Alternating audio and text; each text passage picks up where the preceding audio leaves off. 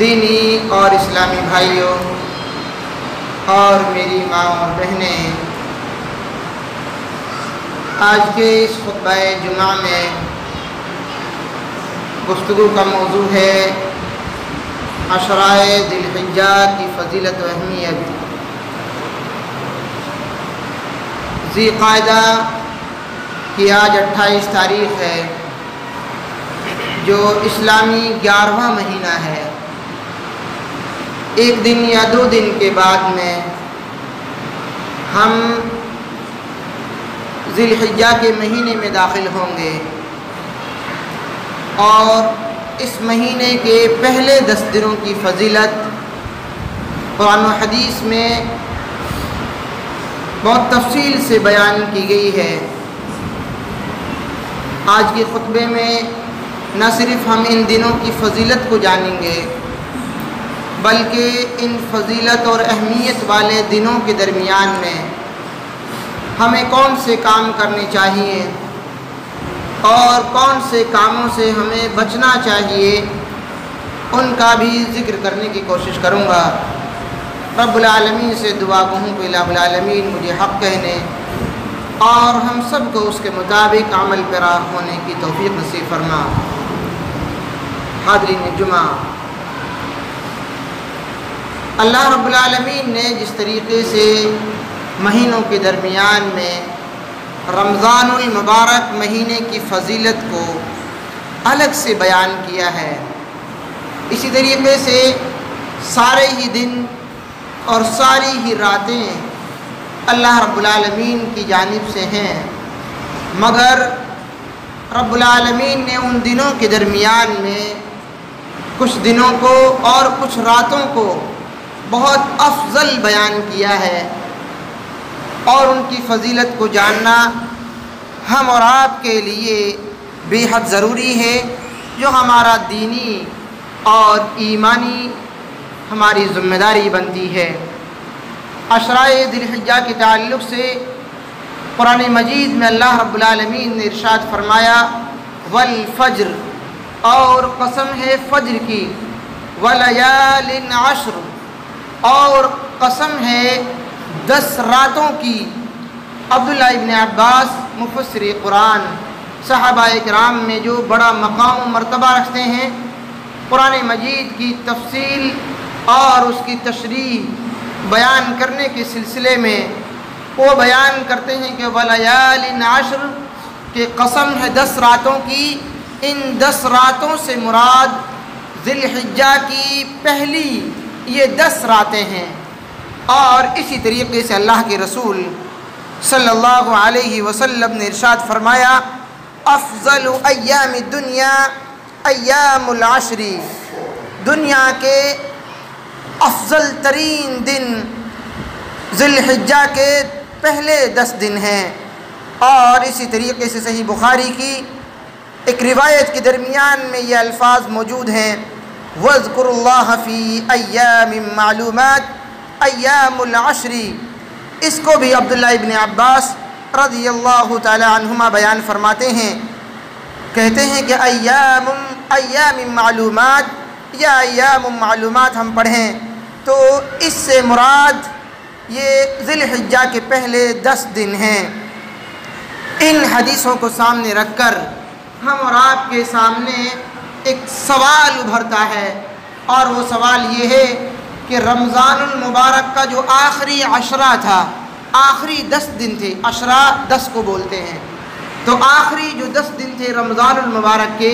ان کی فضیلت بھی ہم نے سنی تھی، ان کی اہمیت بھی ہم نے جانی تھی قرآن و حدیث کی روشنی میں، مگر آج جب ان حدیثوں کا ترجمہ ہم سن رہے ہیں تو ہمیں ایسا معلوم ہو رہا ہے جیسے کہ ترجمہ یوں کیا جا رہا ہے افضل الایام،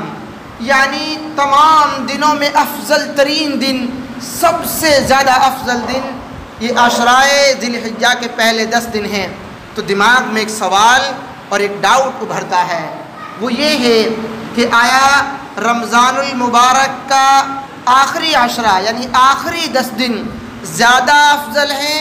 یا ذی الحجہ کے پہلے 10 دن زیادہ افضل ہیں؟ یہ ایک سوال بنتا ہے، اور اس کا جواب علامہ ابن تیمیہ اور ابن جوزی رحمۃ اللہ علیہ نے اپنے فتاویٰ میں ذکر کیا ہے۔ بیان فرماتے ہیں کہ اگر ان دونوں کی فضیلت کو غور سے پڑھا جائے تو بات صاف انداز میں معلوم ہو جائے گی کہ رمضان المبارک کے آخری عشرے میں جو فضیلت بیان کی گئی ہے وہ آخری 10 دنوں کی نہیں ہے بلکہ 10 راتوں کی فضیلت ہے، کیونکہ وہ 5 راتیں جو شب قدر کی ہیں، 21ویں، 23ویں، 25ویں، 27ویں، 29ویں، اور اسی طریقے سے انہی 5 راتوں میں ایک رات شب قدر کی رات ہے جو بہت زیادہ فضیلت کی حامل ہے۔ 1000 مہینوں کی عبادت اس اکیلی رات میں عبادت کرنے کے برابر ہے۔ لیکن ذی الحجہ کے 10 دنوں کی جو فضیلت ہے وہ دنوں کی فضیلت ہے، رات کی فضیلت بھی ہے، لیکن رات کی فضیلت میں رمضان کا آخری عشرہ زیادہ افضل ہے، اور دنوں میں ذی الحجہ کے یہ 10 دن یہ زیادہ افضل ترین دن ہیں۔ اس لیے ہمیں اس سوال کو اس جانکاری کے ساتھ میں ختم کر دینا چاہیے، اور اللہ کے رسول صلی اللہ علیہ وسلم کی جو پیاری حدیث ہے اس پر ہمیں عمل کرنے کی کوشش کرنی چاہیے، جو صحیح بخاری کے اندر 969 نمبر پر موجود ہے۔ مل عمل فی ایام افضل منها فی هذه قالوا ولا الجهاد قال ولا الجهاد الا رجل خرج يخاطر بنفسه وماله فلم يرجع بشيء۔ ان دنوں کے عمل سے زیادہ کسی دن کے عمل میں فضیلت نہیں ہے۔ اور صحابہ کرام نے عرض کیا کیا ہم جہاد میں نکلیں اللہ اور اس کے رسول کے دین کو بلند کرنے کے لیے؟ ہم اپنے گھر بار کو، اپنے مال کو چھوڑ کر اللہ رب العالمین کے راستے میں جہاد کرنے کے لیے نکلیں؟ آپ صلی اللہ علیہ وسلم نے فرمایا ہاں، جہاد میں بھی نکلنا یہ بھی کم عمل ہے، کم پسندیدہ عمل ہے ان دنوں میں عبادت کرنے کے مقابلے میں۔ صحابہ اکرام نے پھر جہاد فی سبیل اللہ کے سلسلے میں سوال کیا کہ واقعی جہاد فی سبیل اللہ بھی اتنا افضل ترین عمل نہیں ہے؟ تو اللہ کے رسول صلی اللہ علیہ وسلم نے وضاحت اور تفصیل بیان فرمائی کہ سوائے اس مجاہد کے جو اللہ رب العالمین کے راستے میں نکلے لیکن ثم لم يرجع حتى الا رجل خرج يخاطر بنفسه، وہ شخص اپنے مال کے ساتھ نہ اپنی جان کے ساتھ نکلا لیکن واپس لے کر کچھ نہیں لوٹا، نہ وہ جان اس کی موجود رہی نہ اس کا مال موجود رہا، وہ رب العالمین کے راستے میں شہید ہو گیا۔ تو ایسا شخص تو زیادہ افضل عمل کرنے والا ہے، ورنہ ان دنوں میں عبادت کرنا اور اللہ رب العالمین کی توحید پر عمل کرنا اور منکرات سے اور غلط کاموں سے بچنا، اللہ رب العالمین کی عبادت میں زیادہ سے زیادہ وقت گزارنا، یہ افضل ترین عمل ہے۔ لہذا ان دنوں میں عمل کرنا رب العالمین کو پسندیدہ عمل ہے، اور بیان فرمایا ہے حدیث پاک کے اندر ما من ایام احب الی اللہ العمل فیہن من هذه الایام، سال بھر کے تمام دنوں میں کیے جانے والا کوئی نیک عمل بھی اللہ رب العالمین کے نزدیک ان ذی الحجہ کے 10 دنوں میں کیے جانے والے عمل سے افضل نہیں ہے۔ ان دنوں میں ایک اہم ترین دن ہے جسے یوم عرفہ کا نام دیا گیا ہے، 9 ذی الحجہ، جس دن تمام کے تمام حاجی مکۃ المکرمہ یعنی خانہ کعبہ کو چھوڑ کر عرفات کے میدان میں جمع ہوتے ہیں۔ یہ یوم عرفہ کا دن ہے جو بہت ہی زیادہ فضیلت کا حامل ہے۔ انہی 10 دنوں میں ایک یوم النحر کا دن بھی ہے، وہ بھی بڑی فضیلت کا حامل ہے۔ چنانچہ اللہ کے رسول صلی اللہ علیہ وسلم نے بیان فرمایا، مسند احمد کے اندر 19075 نمبر پر ایک حدیث موجود ہے جسے شعیب ارناؤت نے صحیح بیان کیا ہے۔ بیان فرماتے ہیں عبداللہ ابن قرط رضی اللہ تعالی عنہ کہ اعظم ایام عند اللہ یوم النحر ثم یوم القر، اللہ رب العالمین کے یہاں سب سے بڑھ کر عظمت والا دن یوم النحر یعنی 10 ذی الحجہ کا دن ہے، جس دن ہم بقرہ عید مناتے ہیں، عید الاضحیٰ مناتے ہیں۔ اور ایک اور حدیث کے الفاظ ہیں ما من یوم اکثر من ان یعتق اللہ عز وجل فیہ عبدا من النار من یوم عرفہ وإنه ليدنو عز وجل ثم يباهي بهم الملائکہ فیقول ما اراد هؤلاء۔ اللہ عز وجل کے دن سے، یوم عرفہ کے دن سے زیادہ کسی اور دن بندوں کو آگ سے اللہ رب العالمین آزاد نہیں کرتا ہے۔ مطلب یہ ہے کہ یوم عرفہ کے دن، جس دن حاجی عرفہ کے میدان میں ہوتے ہیں، اس دن سب سے زیادہ اللہ رب العالمین جہنم سے لوگوں کو آزاد کرتا ہے جنت کی جانب، اور اللہ رب العالمین فرشتوں کے سامنے اس بات کا اعلان کرتا ہے کہ یہ جہنمی کیا چاہتے ہیں، آخر ان کو ہم آزادی دے دیں گے۔ تو اللہ رب العالمین بے حد یوم عرفہ کے دن خوش رہتے ہیں، اور آپ اللہ رب العالمین کے نزدیک یہ دن بڑی فضیلت اور بڑی اہمیت کا حامل ہے۔ اس لیے اللہ کے رسول صلی اللہ علیہ وسلم نے ایک پیاری حدیث میں اس بات کا ذکر کیا کہ حاجیوں کے علاوہ روئے زمین پر جتنے بھی لوگ ہیں انہیں چاہیے کہ وہ اس دن روزہ رکھیں تاکہ اللہ رب العالمین کے سامنے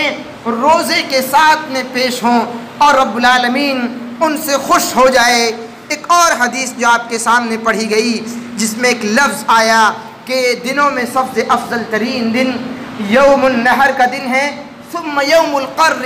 پھر یوم القر کا دن ہے۔ یہ یوم القر کا دن کیا ہے؟ اس سلسلے میں عبداللہ ابن قرط رضی اللہ تعالی عنہ بیان فرماتے ہیں کہ قال ابو بکر نے بیان فرمایا یوم القر یعنی یوم الثانی، کہ یہ جو یوم القر کا لفظ استعمال ہوا ہے حدیث پاک کے اندر، اس سے بقرہ عید کے بعد والا دن مراد ہے، یعنی 11 ذی الحجہ مراد ہے۔ اس کا مطلب یہ ہوا کہ قربانی کے سلسلے میں سب سے افضل ترین دن اگر کوئی ہو سکتا ہے تو وہ عید الاضحیٰ یعنی ذی الحجہ کا 10واں دن ہے، 10 تاریخ جس دن ہوتی ہے چاند کی، اور اس کے بعد میں افضل دن اگر کوئی ہو سکتا ہے تو پھر وہ 11واں ہے جو بقرہ عید کے دوسرا دن ہوتا ہے، جسے ہم دوسرے قربانی کا دن اپنی عام زبان میں کہتے ہیں۔ عشرۂ ذی الحجہ میں جو کرنے کے کام ہیں ان میں سب سے پہلا کام یہ ہے کہ ہم نیک اعمال، نیک کام بہت شوق سے، لگن کے ساتھ میں اور پوری جد و جہد کے ساتھ میں ہم نیک کاموں میں جڑ جائیں، چونکہ یہ زمانے کے سب سے بہتر دن ہیں، ان میں زیادہ سے زیادہ نیک اعمال کرنے چاہیے، جیسا کہ ہمارے سلف صحابہ کرام کے بارے میں آتا ہے کہ وہ ان دنوں میں بہت زیادہ نیکیاں کیا کرتے تھے۔ سیدنا سعید بن جبیر رضی اللہ تعالی عنہ بیان فرماتے ہیں عشرۂ ذی الحجہ میں اعمال صالحہ میں خوب لگے رہتے صحابہ کرام، یہاں تک کہ اس پر قادر ہوتا، یعنی وہ نماز ادا کرنا یا عبادت کرنا، جتنا بھی جس کو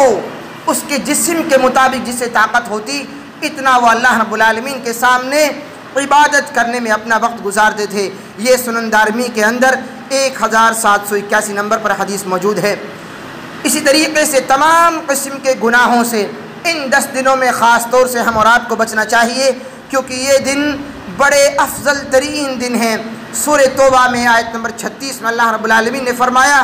ان عدۃ الشہور عند اللہ 12 شہرا فی کتاب اللہ یوم خلق السماوات والارض منها 4 حرم ذلك الدین القیم فلا تظلموا فیہن انفسکم۔ اس آیت کریمہ میں بیان فرمایا کہ رب العالمین نے مہینوں کی گنتی 12 اس وقت اپنی کتاب میں لکھ دی تھی جس وقت آسمان و زمین بھی پیدا نہیں ہوئے تھے، اور ان میں سے ان 12 مہینوں میں سے 4 مہینے حرام مہینے ہیں جن میں لڑائی جھگڑا کرنا اور دنوں کے مقابلے میں زیادہ سختی سے منع کیا گیا ہے۔ اور ان دنوں میں ہم فلا تظلموا فیہن انفسکم، اپنے آپ پر خاص طور سے ظلم کرنے سے بچیں۔ اور ظلم سب سے بڑا یہ ہے کہ انسان اپنے آپ کو جہنم کے لیے تیار کرے، گناہ پر گناہ کرے، نیکیوں کی وہ پرواہ نہ کرے۔ اپنے آپ پر ظلم یہی کرنا ہے کہ ہم ظالم کا ساتھ دیں اور اپنے صحیح انداز میں زندگی کو گزار نہ سکیں۔ اپنے اوپر ظلم کرنے کا مطلب یہ ہے کہ انسان شرک کرے ان دنوں کے اندر بھی، اور اللہ اور اس کے رسول کی سنتوں سے محبت نہ کرے۔ اللہ اور اس کے رسول نے جو بیان فرمایا ہے وہ ان دنوں میں بھی وہ نہ کر پائے، جھوٹ بولے، دغا بازی کرے، لین دین میں، وہ کاروبار میں، ڈنڈی مارنے میں اور دھوکہ دھڑی مارنے میں ایک دوسرے سے آگے بڑھنے کی کوشش کرے۔ اگر ایسا ہم نے کیا، یقین جانیے ہمارا شمار شیطانوں میں ہوگا۔ اور اگر ہم نے اللہ رب العالمین سے توبہ کی اور نیک کاموں میں بڑھ چل کر حصہ لیا تو یقین مانیے کہ ہم انسان ہیں۔ انسان کی یہی عادت ہے، یہی صفت ہے۔ شیطان کی یہ عادت ہے کہ وہ گناہ کرتا ہے، گناہ کرنے کے بعد میں وہ توبہ نہیں کرتا ہے، لیکن انسان اللہ رب العالمین نے اسے اس عادت سے نوازا ہے کہ اگر وہ گناہ کر گزرتا ہے تو گناہ کرنے کے بعد میں وہ توبہ کرتا ہے، رب العالمین کے سامنے گڑ گڑاتا ہے۔ اور یہ عادت کوئی نئی نہیں ہے بلکہ یہ خاندانی انسان کی عادت ہے۔ آدم علیہ السلام سے جو جنت کے اندر غلطی ہوئی تھی اس کے ازالے کے لیے قرآن مجید نے بیان فرمایا کہ آدم اور حوا علیہ السلام نے اللہ رب العالمین کے حضور توبہ کر کے اپنے اس گناہ کا ازالہ کیا تھا۔ تو یہ ہمارے دادا آدم اور ہماری دادی اماں کی عادت ہے، لہذا انبیاء اکرام کی بھی عادت اللہ کے رسول صلی اللہ علیہ وسلم اور قرآن مجید میں تفصیل سے بیان کی گئی ہے۔ لہذا ہم اس عادت کو ختم نہ کریں بلکہ اس عادت کو اپنی زندگی میں ڈالیں اور اس کو عادت میں بنائیں۔ کہیں ایسا نہ ہو کہ شیطانی وہ عادت کہ گناہ پر اڑ جانا اور ضد اور ہٹ دھرمی کر لینا اور گناہ پر گناہ کیے جانا، اس پر شرمندہ نہ ہونا، رب العالمین کے سامنے نہ جھکنا اور نہ رونا،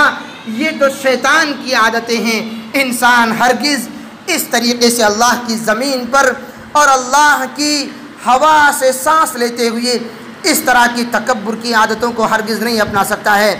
ان دنوں میں ہم تکبیرات کا بھی اہتمام کریں۔ تکبیرات کا مطلب یہ ہے کہ وہ تکبیر جو صحابہ اکرام پڑھا کرتے تھے، اللہ اکبر اللہ اکبر، لا الہ الا اللہ واللہ اکبر، اللہ اکبر وللہ الحمد، یہ تکبیرات صحابہ اکرام چاند دیکھنے کے بعد میں، آج 28 تاریخ ہے، کل 29 ہوگی تو 29 میں شام میں بھی چاند دکھ سکتا ہے، اور اس سے اگلے دن اتوار کے دن 30 تاریخ ہوگی، اور سوموار کے دن تو 1 تاریخ ہو ہی جانی ہے۔ تو کم از کم کل ہم چاند کا شام میں اہتمام کریں دیکھنے کا، اور صحیح جو خبر ہے اسے ذمہ داروں تک پہنچائیں تاکہ ذمہ دار صحیح وقت پر بہتر فیصلہ لے سکیں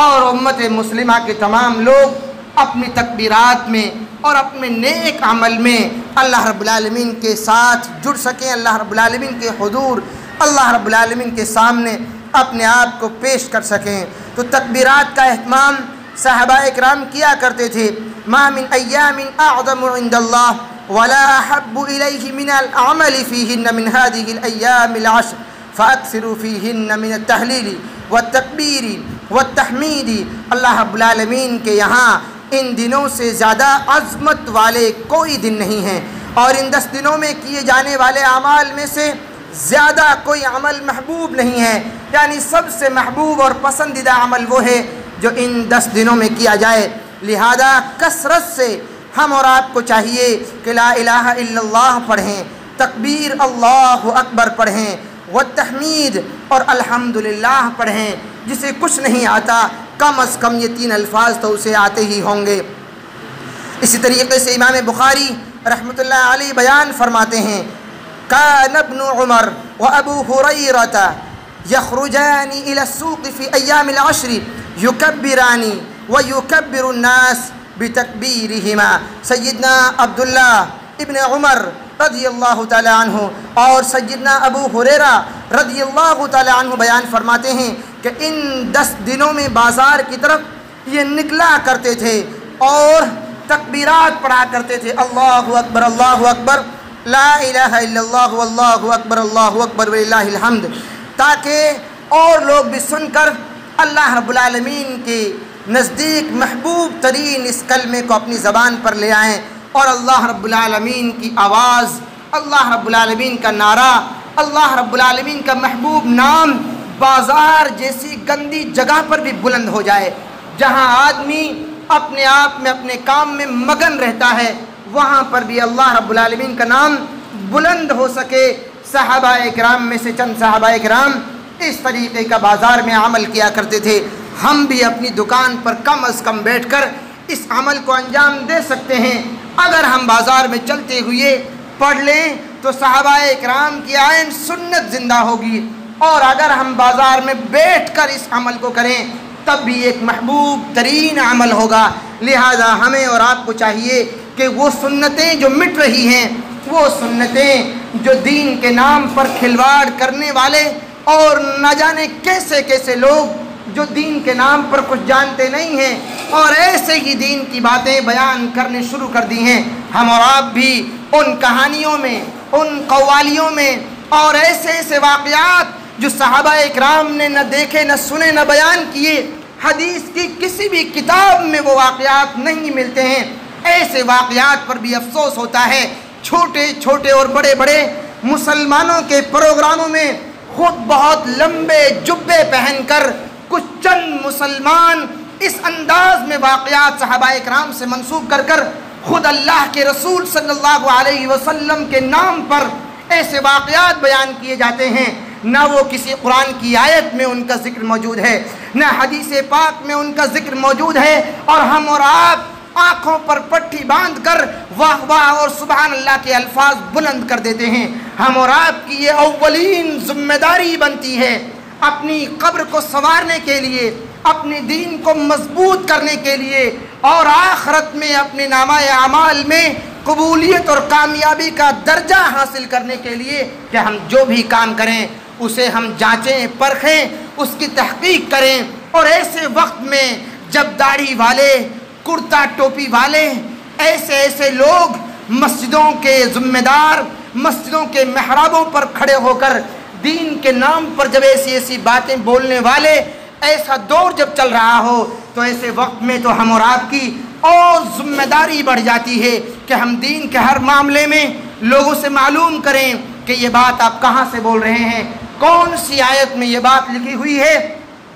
کون سی حدیث کی کتاب میں یہ بات درج ہے، آیا عربی زبان میں یہ واقعہ موجود ہے یا نہیں ہے، یا ایسے ہی 2-4 سال پہلے کے لوگوں نے اپنے دینی کتاب کا نام بنا کر اسے چھاپ کر لوگوں کے درمیان میں اپنی کتاب کی بھی بزنس بنائی اور پھر اپنا کاروبار کا بھی بزنس چل رہا ہے۔ لہذا ہم اور آپ کی ذمہ داری ہے دین کے معاملے میں ہم تحقیق کریں۔ جب تک ہم دین کے معاملے میں تحقیق نہیں کریں گے تب تک ہم اور آپ دین کے بارے میں صحیح جانکاری نہیں حاصل کر سکتے ہیں۔ ان 10 دنوں میں ایک اہم ترین ذمہ داری اور ایک اہم ترین عمل یہ بھی ہے کہ جو شخص قربانی کرنا چاہتا ہے، قربانی کرنے کا ارادہ رکھتا ہے، تو اسے چاہیے کہ وہ چاند دیکھنے سے پہلے ہی اگر کاٹنا چاہتا ہے تو وہ اپنے ناخن کاٹ لے، اگر وہ بال کاٹنا چاہتا ہے تو وہ چاند دیکھنے سے پہلے ہی کاٹ لے، کیونکہ اللہ کے رسول صلی اللہ علیہ وسلم نے بیان فرمایا کہ ذی الحجہ کا چاند دیکھنے کے بعد میں وہ شخص جو قربانی کرنا چاہتا ہے یا قربانی کا ارادہ رکھتا ہے وہ اپنے بال اور ناخن نہ کٹوائے۔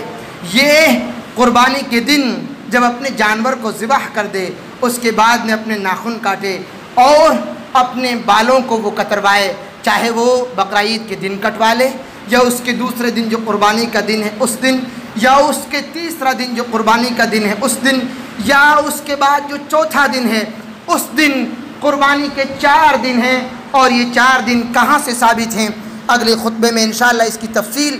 آپ کے سامنے بیان کی جائے گی، لیکن یہ حدیث جو ابھی آپ کے سامنے اردو میں بیان کی گئی ہے یہ سنن ترمذی کے اندر 1523 نمبر پر، صحیح ابن حبان کے اندر 5897 نمبر پر، اور امام البانی نے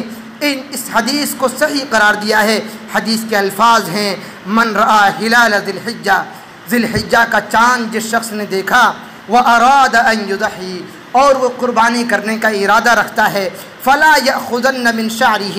ولا من اظفارہ، وہ اپنے بال اور ناخن کو نہ چھوئے، وہ ہاتھ نہ لگائے اپنے بال اور ناخن کو۔ لہذا ہم اور آپ کو چاہیے کہ اگر ہم قربانی کرنا چاہتے ہیں تو ہم اپنے بال اور ناخن ہرگز نہ کاٹیں، ہمیں کاٹنے ہیں تو وہ پہلے ہی کاٹ لیں۔